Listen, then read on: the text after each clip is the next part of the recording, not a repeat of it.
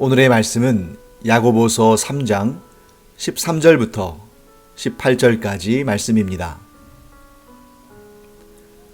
너희 중에 지혜와 총명이 있는 자가 누구냐? 그는 선행으로 말미암아 지혜의 온유함으로 그 행함을 보일지니라. 그러나 너희 마음속에 독한 시기와 다툼이 있으면 자랑하지 말라. 진리를 거슬러 거짓말하지 말라.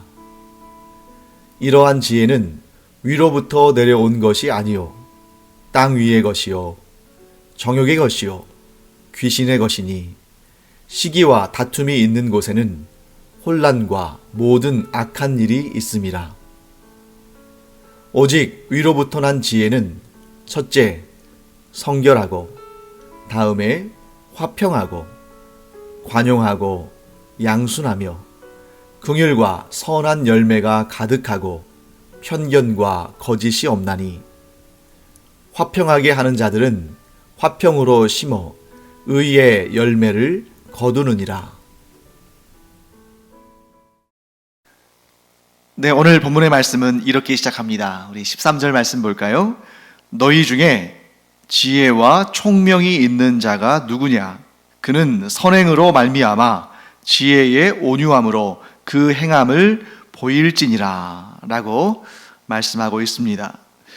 자, 우리가 이렇게 이 말씀을 좀 분석할 수 있겠죠. 스스로 지혜롭다, 총명하다 하는 자는 그것을 증명할 수 있어야 한다 하는 것입니다.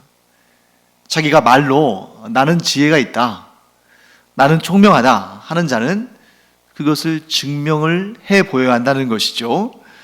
그래서 오늘 이 13절 말씀의 후반부를 보시면 뭐라고 지금 야고보 사도가 얘기하냐면 선행으로 말미암아 지혜의 온유함으로 그 행함을 보일지니라.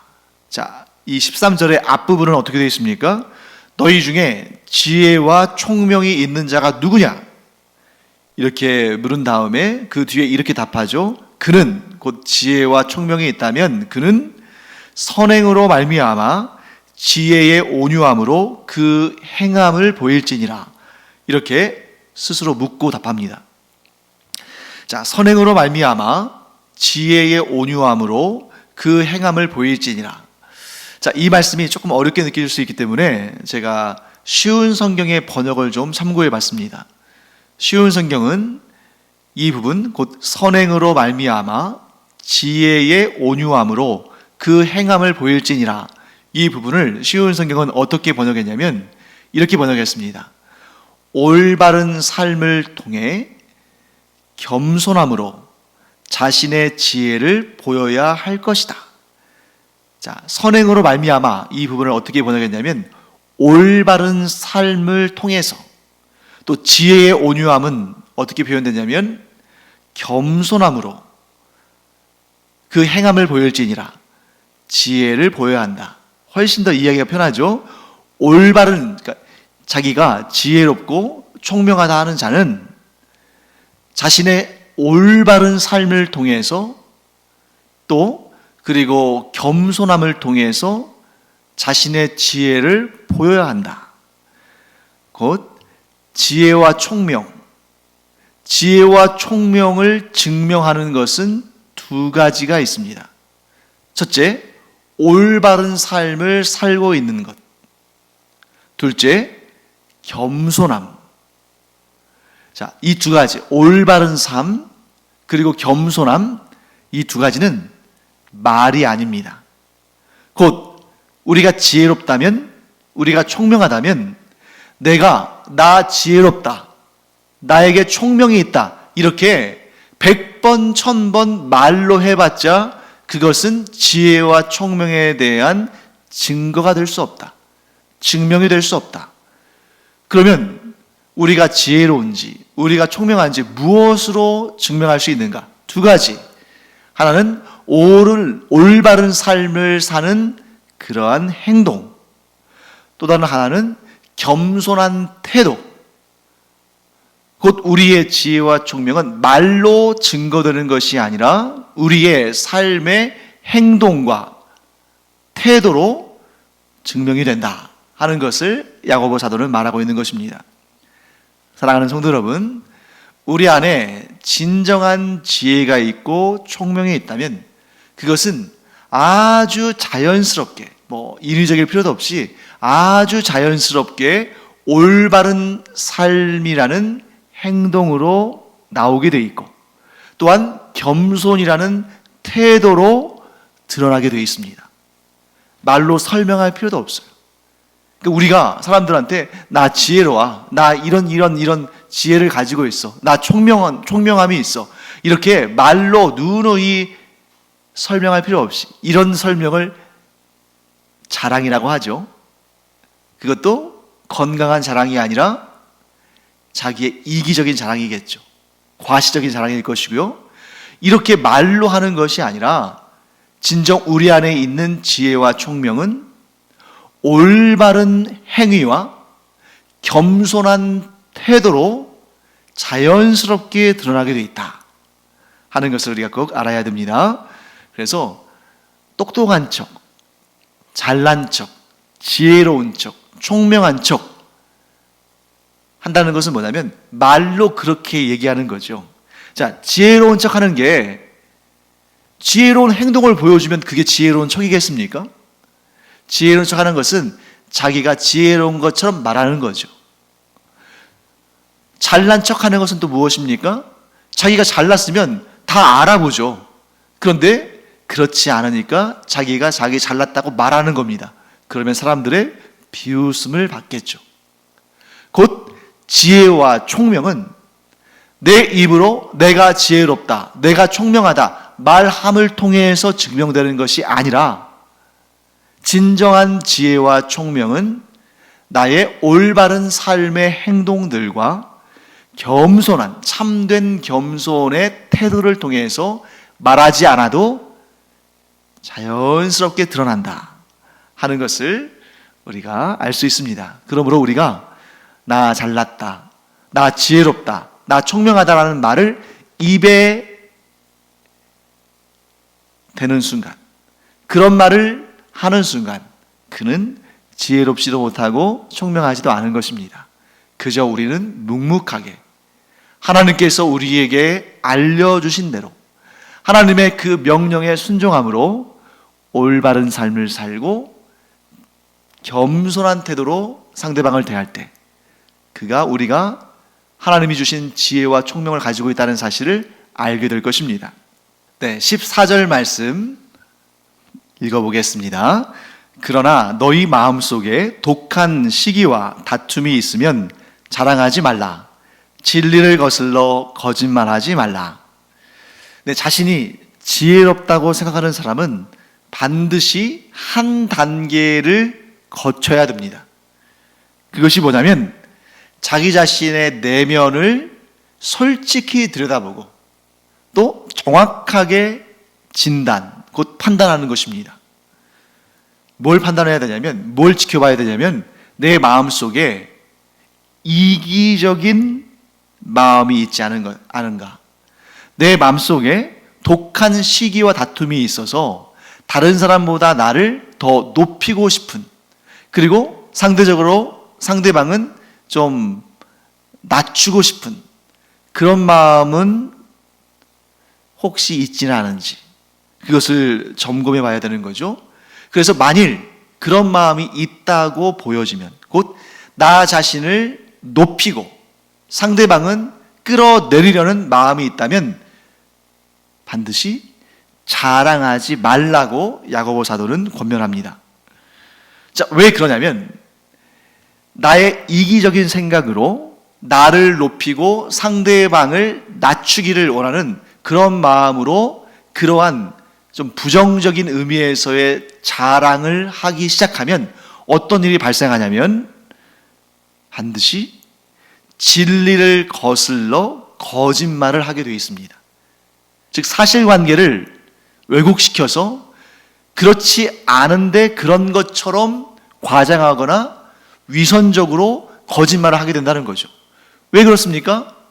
나는 나의 상태보다 높여야 되고 상대방은 그 그 사람의 현재의 상태보다 낮춰야 되니까 당연히 사실관계를 왜곡할 수밖에 없고 진리를 거슬러서 거짓말을 할 수밖에 없는 것이죠.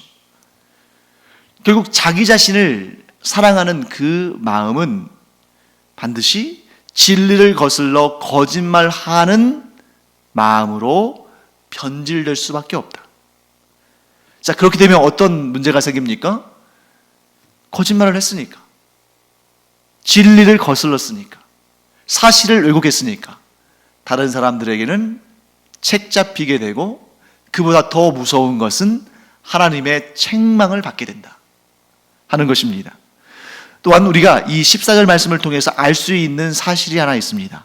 그것은 뭐냐면 어떤 경우에도 독한 시기와 다툼, 그리고 진리를 거슬러 거짓말하는 자에게는 위로부터 오는 지혜, 곧 하나님이 주시는 지혜가 없는 것을 스스로 증거하는 것이다.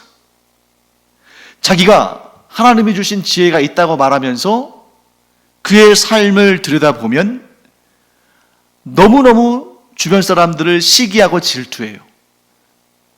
그리고 자기 자신을 드러내고 자신을 높이기 위해서 다투고 싸우고 또 심지어 진리를 거슬러 거짓말하는 것을 아무렇지도 않게 여기는 그런 사람이 있다는 거죠. 그렇게 자기 자신을 높이고 상대방을 낮추며 독하게 시기하고 질투하고 다투기를 마다하지 않으며 진리를 거슬러 거짓말하는 사람 안에는 하나님이 주신 지혜가 없다. 하늘로부터 오는 지혜가 없다. 그러면 자기 자신이, 그런 사람이 자기 자신을 지혜롭다고 생각할 때, 자기 자신이 총명하다고 생각할 때 그 지혜와 총명은 무엇인가? 위로부터 오는 지혜와 반대가 되는 것이죠. 그래서 15절과 16절 말씀에 이렇게 설명합니다. 이러한 지혜는 곧 위로부터 오는 지혜가 아닌 그러한 독한 시기와 다툼과 거짓말을 하는 자의 지혜는, 이러한 지혜는 위로부터 내려온 것이 아니요 땅 위의 것이요 정욕의 것이요 귀신의 것이니 시기와 다툼이 있는 곳에는 혼란과 모든 악한 일이 있음이라. 시기와 다툼 그리고 거짓말은 위로부터, 곧 하나님으로부터 내려온 것이 아닙니다. 그것은 땅 위의 것이고 정욕의 것이고 귀신의 것입니다. 자, 우리가 성경을 읽을 때에 주의할 것이 있다고 그랬죠. 같은 단어인데 다른 의미로 사용되는 경우가 많기 때문에 그 문맥 가운데 의미를 잘 결정해야 한다 하는 말씀을 몇 번씩 드렸습니다. 그래서 땅 위의 것이다. 땅 자체는 사실 좀 중립적인 의미지만, 왜냐하면 하나님께서 우리에게 땅을 기업으로 주시고 땅을 또 개척하도록 하셨고, 땅은 하나님의 나라로 덮여야 되는, 하나님을 아는 지식으로 덮여야 되는 곳이잖아요. 하지만 여기에서 땅 위의 것이다, 이러한 지혜는 땅 위의 것이다 했을 때 그 의미는 뭐냐면 하늘로부터 오는 것이 아닌, 곧 하나님으로부터 오는 것이 아닌, 위로부터 오는 것이 아닌 하나님 아닌 다른 것으로부터 오는 것이다 하는 것을 설명하는 것이죠. 그것이 무엇이냐? 정욕의 것이다. 우리가 정욕과 관련해서 가장 유명한 말씀 중에 하나는 바로 이 야고보서에서 발견하는 거죠. 우리가 얻지 못함은 구하지 아니함 때문이고 구하여도 받지 못하는 것은 정욕에 쓰려고 구하기 때문이다. 그러니까 이 정욕이라는 것은 하나님께서 기뻐하시는 것이 아닌, 하나님께서 기뻐하지 않으시는 것을 택하는 것, 그것을 향해 마음을 쏟는 것, 이것이 바로 정욕에 대한 정의가 되지 않겠습니까? 그러니까 하나님께서 주시는 것이 아닌 다른 것에 마음을 두는 것, 그것이 바로 정욕의 지혜인 것이겠죠. 그리고 결정적으로 이러한 것은 곧 귀신의 것, 귀신이 주는 지혜다 하고 말씀하고 있습니다. 그러니까 얼마나 이게 무서운 거예요. 똑같은 지혜라는 단어로 사용하는데, 똑같이 정의하는데, 알고 보니까 어떤 지혜는 위로부터 오는 지혜, 곧 하늘로부터 오는 지혜, 곧 하나님이 주신 지혜인데, 어떤 지혜는 지혜인 줄로 알았는데 알고 보니까 하나님이 주신 것이 아니라 땅 위의 지혜고 정욕의 지혜고 심지어 귀신의 지혜다. 그러니까 이게 얼마나 위험하고 얼마나 두려운 착각입니까? 나는 하나님이 주신 지혜인 줄 알았는데 알고 보니까 그것이 귀신이 준 지혜다. 너무너무 무섭고 두려운 것이죠. 그러면 그 지혜가 하나님이 주신 지혜인지 아니면 귀신이 준 지혜인지 어떻게 알 수 있는가? 16절이 이렇게 말씀하죠. 시기와 다툼이 있는 곳에는 혼란과 모든 악한 일이 있습니다. 하나님이 주신 지혜는 시기와 다툼 속에는 존재하지 않습니다. 귀신이 준 지혜는 시기와 다툼 가운데 있습니다. 하나님이 주신 지혜는 혼란과 모든 악한 일 가운데서는 찾아볼 수 없습니다. 하지만 귀신이 준 지혜는 반드시 혼란과 모든 악한 것들을 일으킵니다. 자, 그래서 이러한 내용들을 우리가 쭉 분석해 보면 하나님을 사랑하는 자들은 다투고 시기하지 않고 거짓말하지 않는데 하나님을 사랑하는 것이 아니라 세상을 사랑하고 귀신을 사랑하는 자들에게는 반드시 혼란과 다툼과 어지러움과 악함이 그 가운데 있구나 하는 것을 우리가 알게 되는 것이죠. 왜 그럴까? 하나님이 주신 지혜를 가진 사람들은 서로 질투하지 않고 시기하지 않고 다투지 않고 혼란스럽지 않고 악하지 않은데 왜 세상이 주는 지혜, 귀신이 주는 지혜를 가진 자들은 서로 시기하고 질투하고 다투고 혼란스럽고 악을 행할 것인가? 악을 행하는 것인가? 너무나 자연스럽게 너무나 당연한 답이 나옵니다.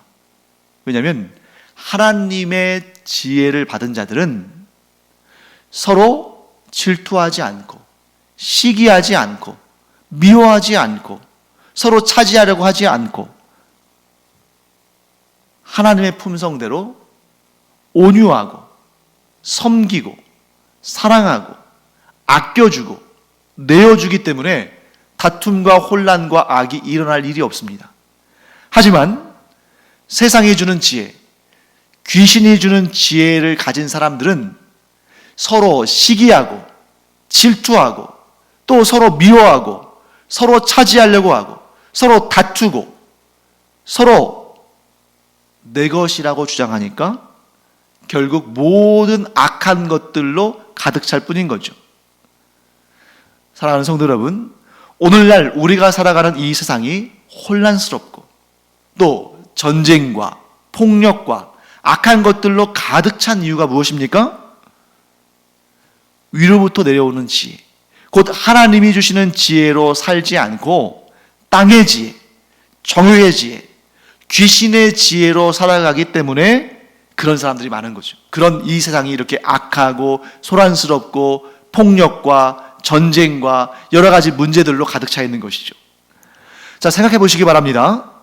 이 세상에 있는 모든 사람들이 하나님을 경외하고 하나님이 주신 지혜로 살아간다면 그러면 어떤 결과가 나올 것인가? 사람들이 시기하지 않겠죠. 질투하지 않을 것입니다.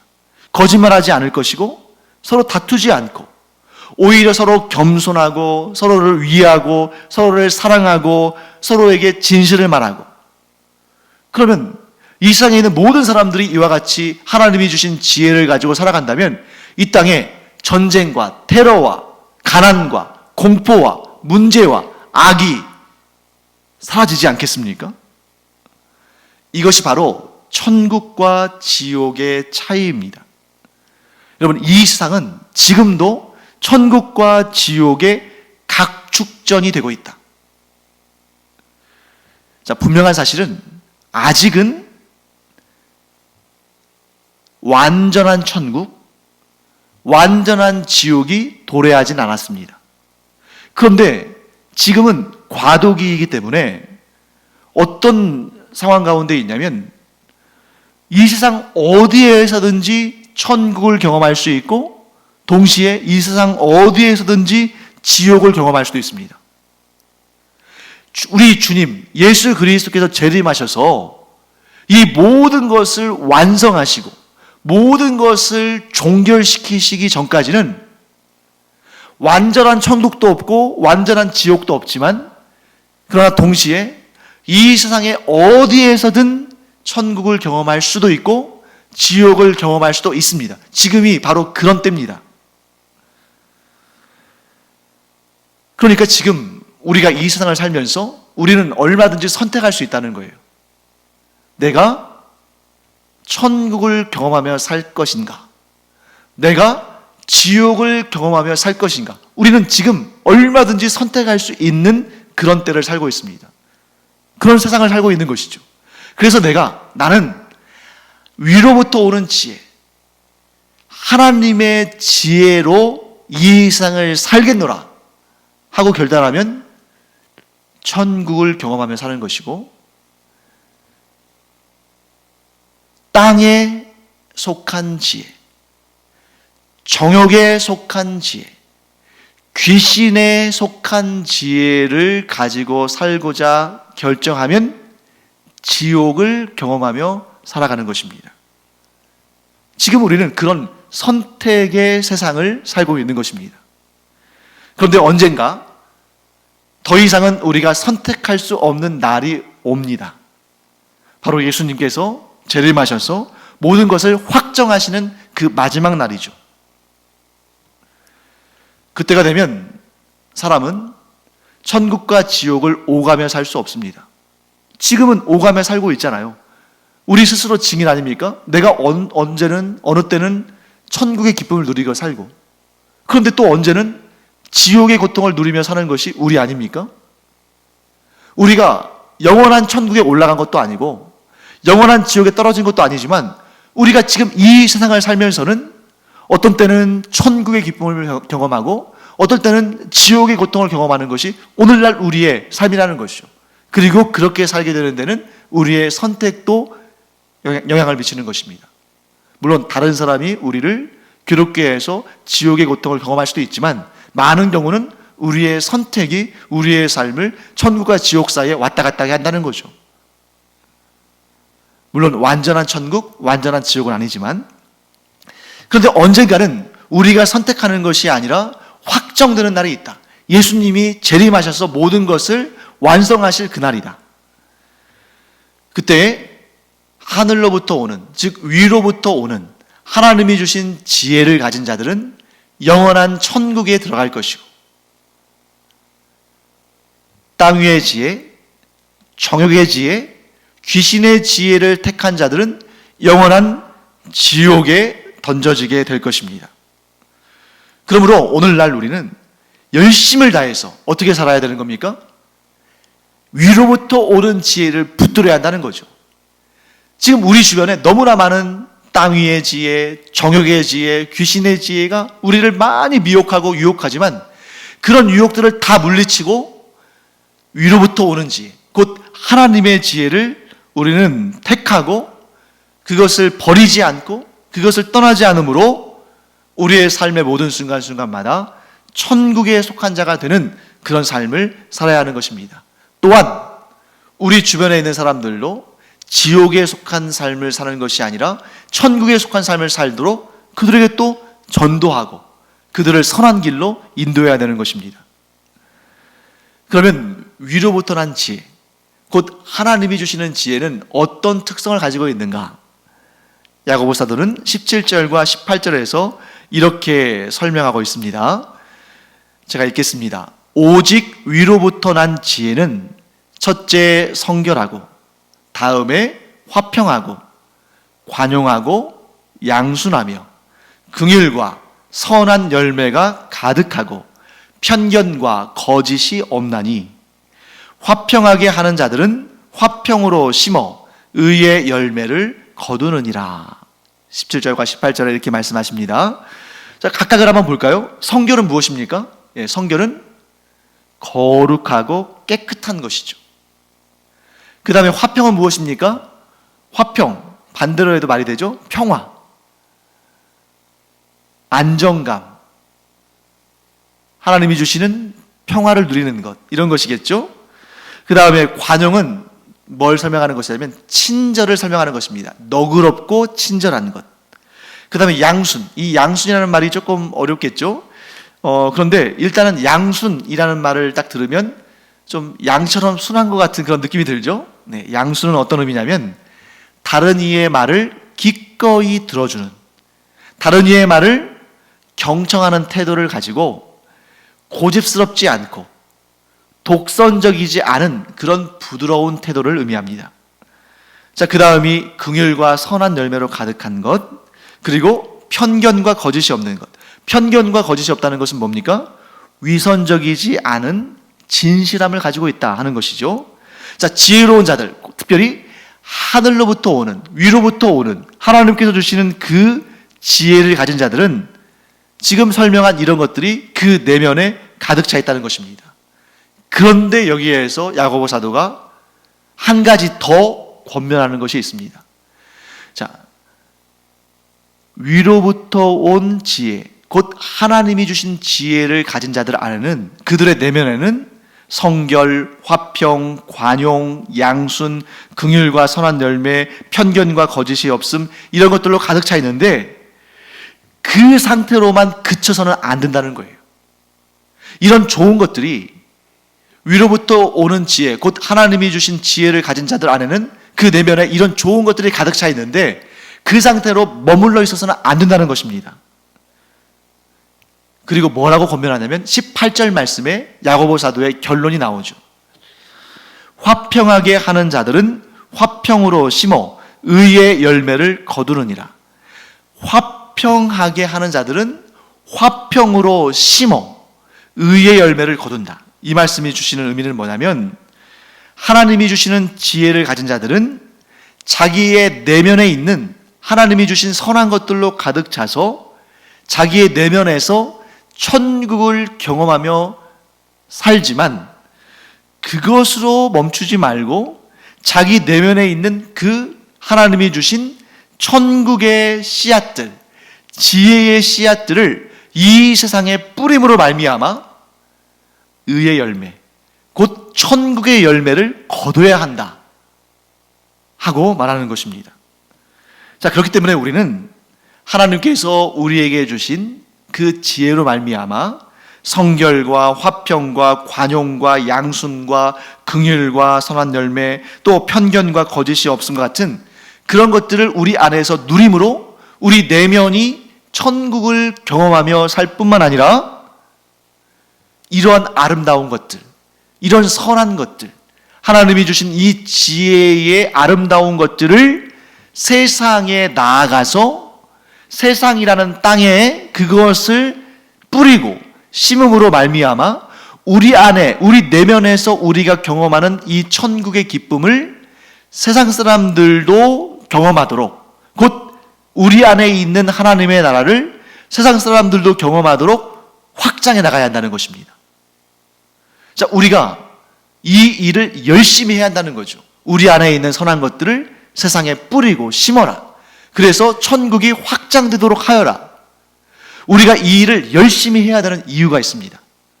만일 우리가 이 일을 열심히 하지 않으면 이 세상은 자연스럽게 땅의 지혜, 정욕의 지혜, 귀신의 지혜로 가득 차게 된다는 거죠. 왜냐하면 그들도 열심히 일하거든요. 우리가 그들보다 더 열심히 일해야 천국이 그만큼 더 확장되는 겁니다. 마치 뭐와 같냐면 가끔가다 우리가 실제로 그런 레크레이션을 하기도 하고 또 이런 매스컴에서 그런 게 나오기도 하죠. 뭐냐면 두 팀이 나눠서 게임을 합니다. 어떤 게임이냐면 판이 있어요. 판자 같은 게 있는데 그 한쪽 면은 빨간색, 다른 쪽 면은 파란색. 그리고 그것을 이렇게 흩어놓습니다. 숫자는 반반이에요. 빨간색이 위로 올라가 있는 판이 50장. 그러면 그 판은 아래쪽은 파란색이겠죠? 또 나머지 50장은 파란색이 위로 올라가 있고 나머지 그 반대편은 빨간색이 있습니다. 양 팀이 이제 심판이 호루라기를 불면 이제 뛰어나가가지고 막 정신없이 막 뒤집는 거죠. 그래서 내가 빨간색 팀이면 빨간색이 위로 올라가게끔 자꾸 파란색 판을 뒤집고, 내가 파란색 팀이면 파란색이 위로 올라가도록 빨간색이 위에 있는 판자를 막 뒤집는 거죠.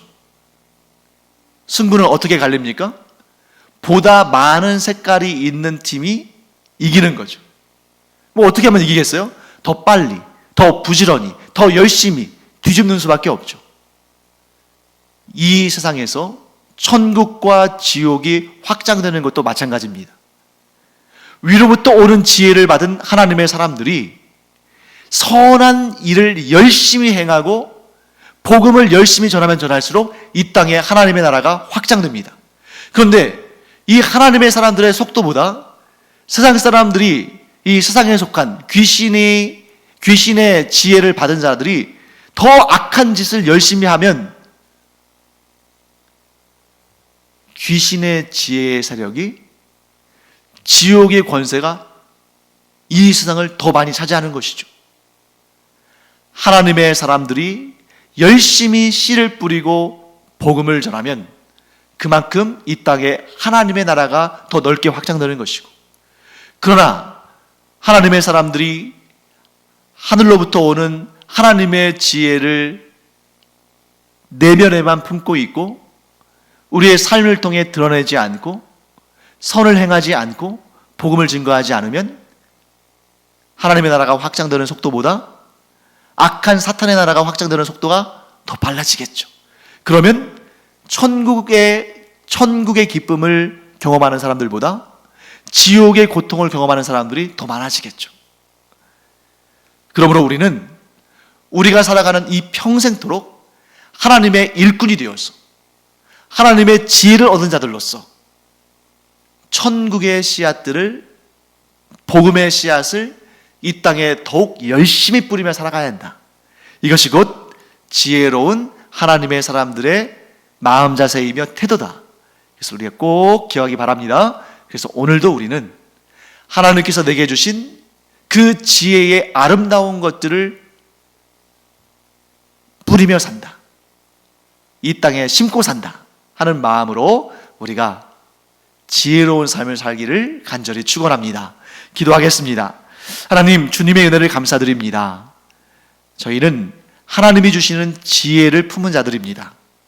하나님께서 주시는 그 지혜로 저희 안에 선한 것들이 열매를 맺고 천국을 경험하며 살게 하여 주시옵소서.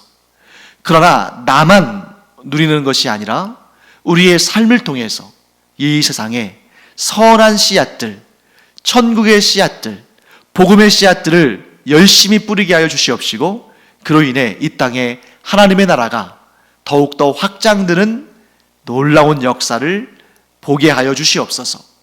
감사드리며 예수님의 이름으로 축복하며 기도합니다. 아멘.